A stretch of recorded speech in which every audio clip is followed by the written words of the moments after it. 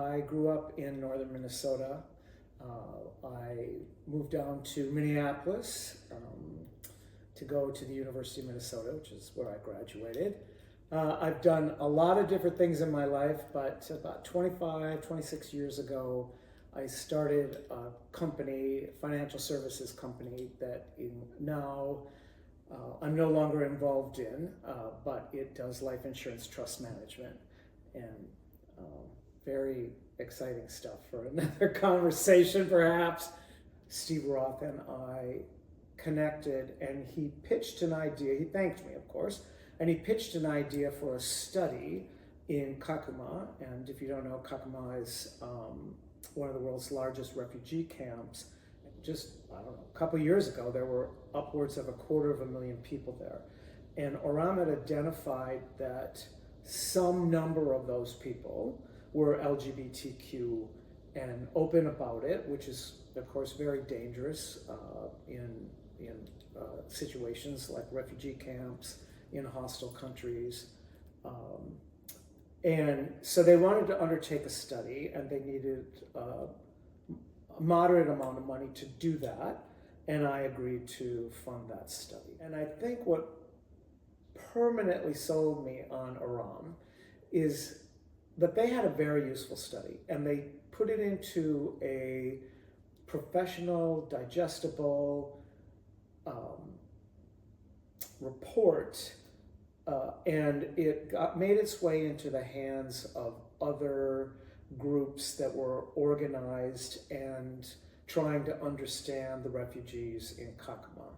And that really hit home for me. I had the opportunity to meet with UN officials and go to Kakuma, which was very bleak, and meet some of the individuals who had been part of that report, but not talking about the report to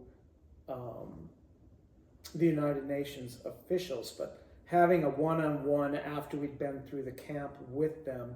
And they were the ones who raised the conversation about the ORAM report and how they themselves then became aware. So that's incredibly impactful.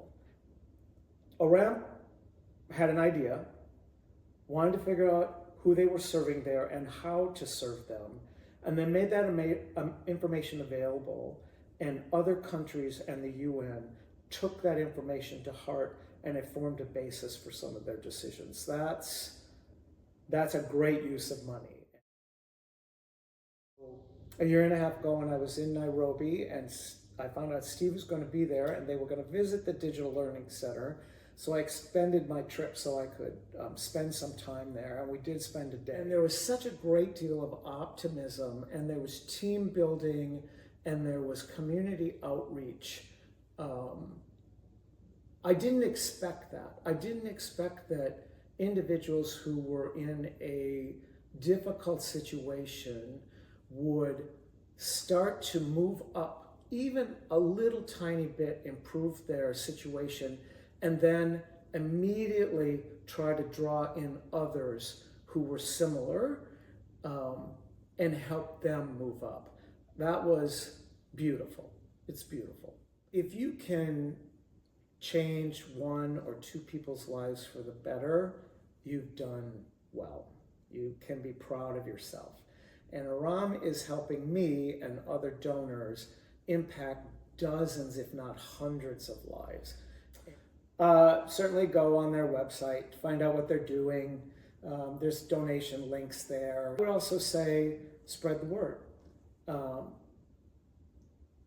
Introduce some of your friends and colleagues, maybe the company you work for, to ORAM, encouraging others to get